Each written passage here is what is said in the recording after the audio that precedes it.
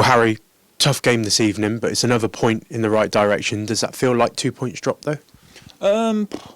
It depends how you look at it.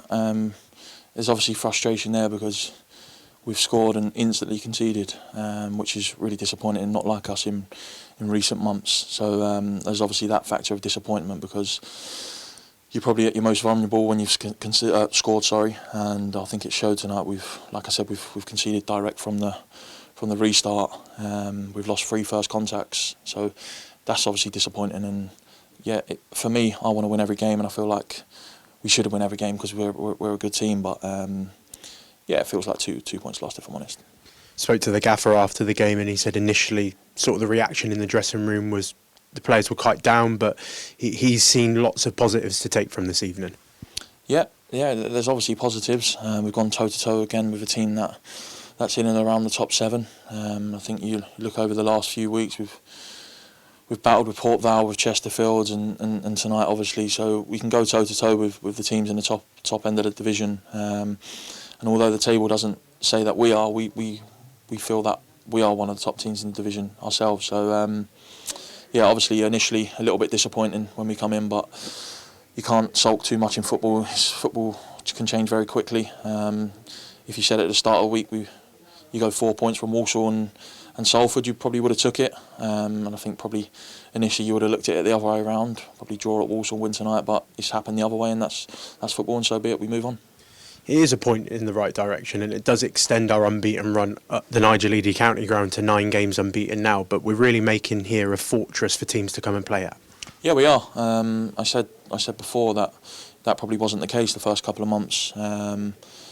It was too easy for teams to come here and beat us and get on top of us and run all over us, but now I think the fans can see it. The way we started the game tonight was electric, and we probably should have took advantage of that first 15-minute spell where we probably should have been 2-3 up, but so be it.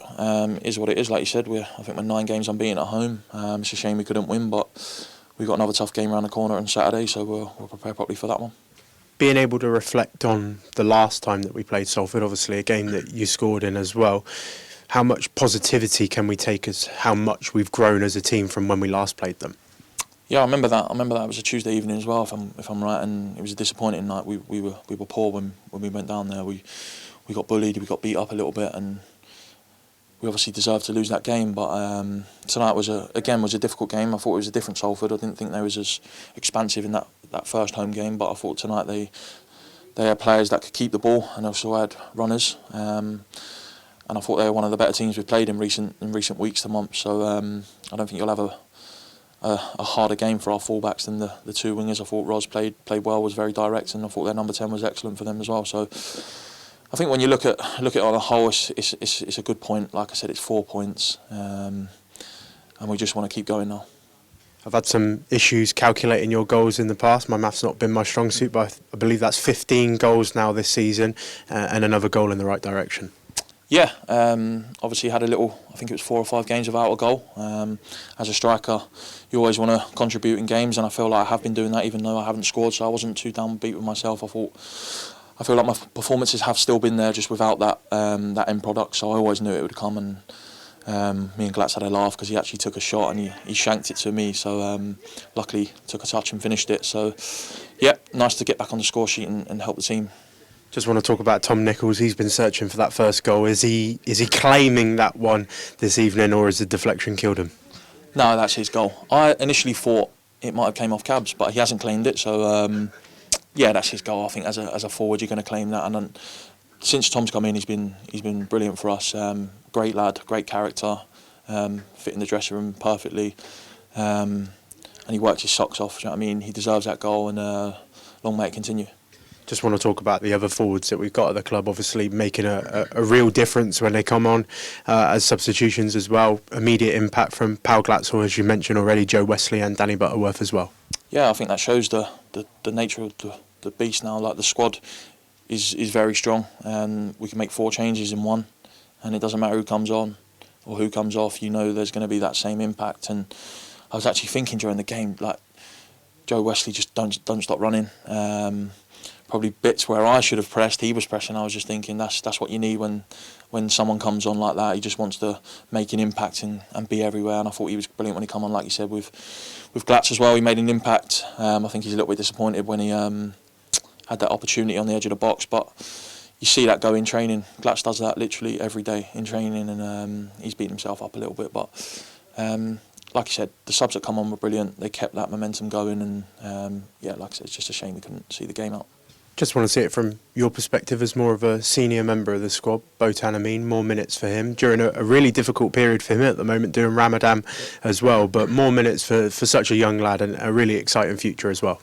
Yeah, top player, good guy as well. Obviously going through Ramadan at the minute.